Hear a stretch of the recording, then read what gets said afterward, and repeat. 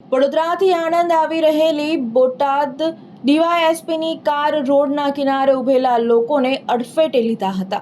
તેના કારણે 2 લોકોના ઘટના સ્થળ ઉપર જ મોત નીપજ્યા હતા.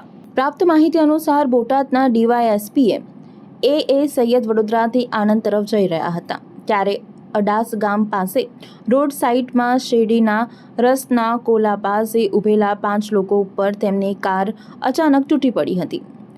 અકસ્માત તેટલો ભયાનક હતો કે 2 લોકોના સ્થળ ઉપર જ મોત નીપજ્યા હતા જ્યારે 3 લોકો ગંભીર રીતે ઇજાગ્રસ્ત થયા છે. ઇજાગ્રસ્તોને તાત્કાલિક સારવાર માટે નજીકની હોસ્પિટલમાં ખસેડવામાં આવ્યા છે.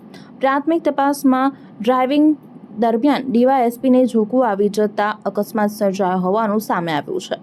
ઘટનાની જાણ થતાં જ વાસદ પોલીસ તાત્કાલિક ઘટના સ્થળે પહોંચી અને સમગ્ર મામલે કાયદેસરની કાર્યવાહી હાથ ધરી છે. હાલ પોલીસે અકસ્માતના ચોક્કસ કારણોને લઈને તપાસ શરૂ કરી છે ત્યારે આ ઘટનાએ ફરી એકવાર રોડ સલામતી અને લાંબી મુસાફરી દરમિયાન સાવચેતીના મુદ્દે પ્રકાશ પાડ્યો છે.